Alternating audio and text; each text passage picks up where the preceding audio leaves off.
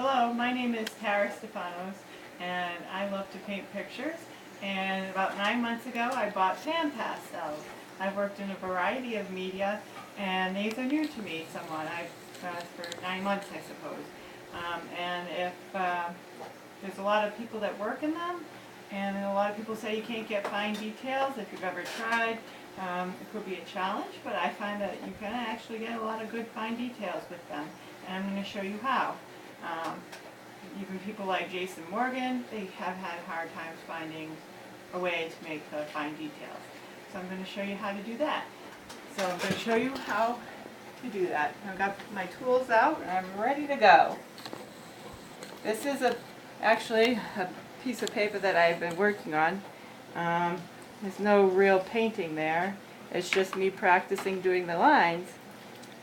You can of course use an applicator, or in this case it's actually just a sponge from the dollar store, but they sell ones that look similar to this through PanPastels, a company, or Colorfin, and you can make lines that way, but with the tip of it, which is kind of nice. It's kind of soft, and it's not the thinnest line in the world, but you can get better lines than that and more detail if you put the pastel on the tip of your applicator and then use what's called a blending stump or a tortillon. You roll it in the PanPastel, and then you take your blending stump and you run it across the paper. Now you can use the very tip of it or the side of it. The side of it will make a thicker line, the tip of it will make a thinner line. This I'm using the side of it, so it's going to be a little bit thicker. And if I want it to be more defined of a line, you might have to go over it more than once.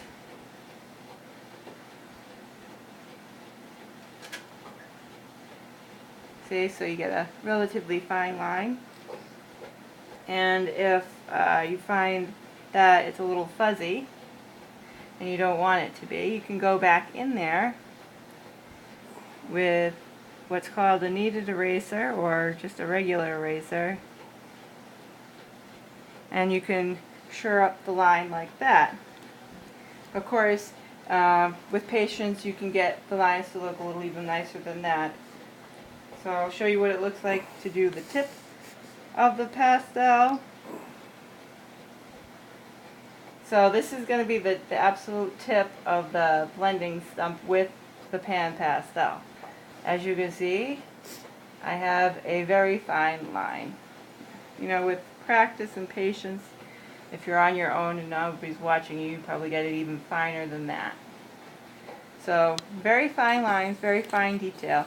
You don't necessarily have to make a fine line with it either. You could make like a dot with it, a nice small dot, or it could be like a leaf or something like that. Whereas if you use this to make a dot,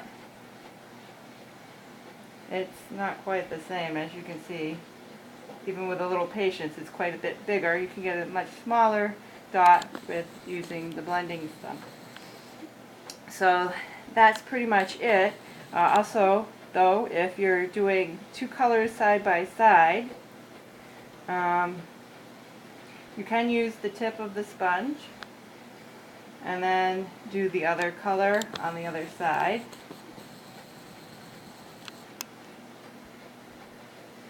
And just get it as close as you can.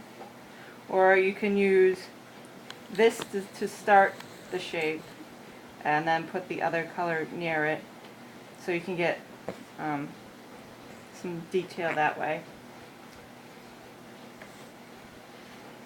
And this is a painting this is a painting I did with the PanPastels. I would say it was like 90% PanPastels. And if you can see, there's a fine line that goes right here and right here. Believe it or not, that was done with the PanPastels. Same with the trunk of the tree. Most of it was done with the PanPastel.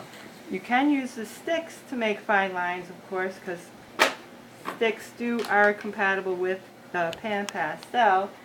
It is a different look though, but you can see there's a definite similarity.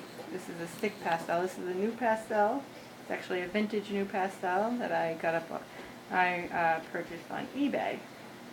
So other things to consider, if you want a nice crisp edge, you can use a piece of cardstock as the edge, and then you can use the pan pastel up against it, and you get a very nice clean edge.